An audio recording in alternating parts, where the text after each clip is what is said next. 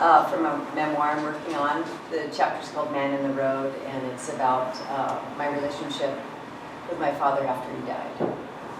First, I am thinking of the never-wrapped Christmas present to return. Then I am thinking of the second Christmas without Dad. Third, I am missing the left off Leary Avenue towards the store where I will return the gift. I growl and I slap the steering wheel. I wait for Dad's commentary, but hear nothing. Where does he go when he's not with me? I speed the Beetle through the next left turn, cursing my inefficiency, the need to backtrack. A horn blares from oncoming traffic. Good way to get yourself killed, Dad scolds, his voice clear over the Beetle's broken catalytic converter and the radio's volume raised to drown out its rattle. A man lies on his left side on the asphalt. His back is to me, his left arm is stretched straight out from his shoulder for balance. His right hand reaches towards the manhole cover, and his legs are in an odd scissor position, as if he is swimming the side stroke. I ease off the gas and wait for the man to wave me on or hold up his hand to ask me to stop. Good way to get yourself killed, Doomkopf, my father shouts. He should have a safety vest, right, Dad? He should at least have orange cones around him. The engine changes key as I downshift, but still no movement comes from the man in the road. An adrenaline infusion eases into my bloodstream. The picture falls into place. His ribs rise, his eyes are closed. Oatmeal-colored foam hangs from his mouth onto the black asphalt. I park and I press 911 on my mobile and I climb from my car. The sun is bouncing off the metal street sign. I shade my eyes with one hand to supply his location to the dispatcher. A toothless woman appears from the alley.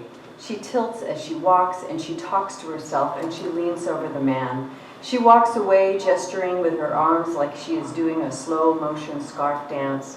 Her arms circle around her head. The arc of one arm is enough to throw her off balance. She stumbles and catches herself as she walks west.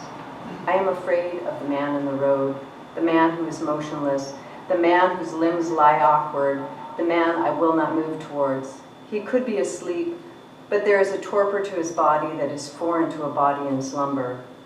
A cyclist dressed in black and yellow stripes leans his bike against a pole, then walks towards the man. He crouches next to him like a bee settling onto a bloom. The cyclist's mouth moves wordlessly.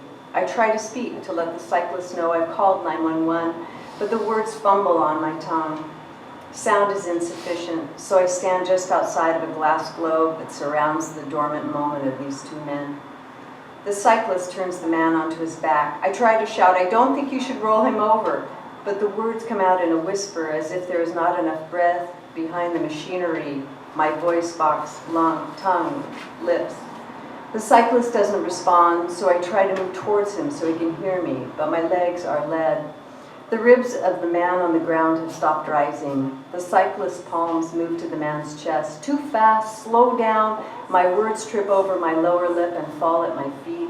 What happens if you push a heart too hard, too quickly? He was on his side and breathing. He is on his back and is not. The cyclist compresses at a rapid rate. His face is the color of paper mache, and there are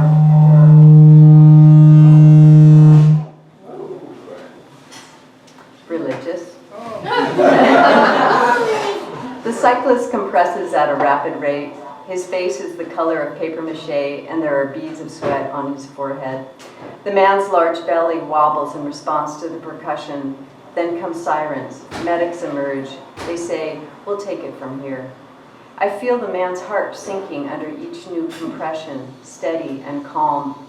How much blood moves through the man's arteries and veins with each compression? How long for the oxygen to leave his blood, to dissipate like small balloons from a child's hand? What does it feel like to pump a still heart, to move blood through a body?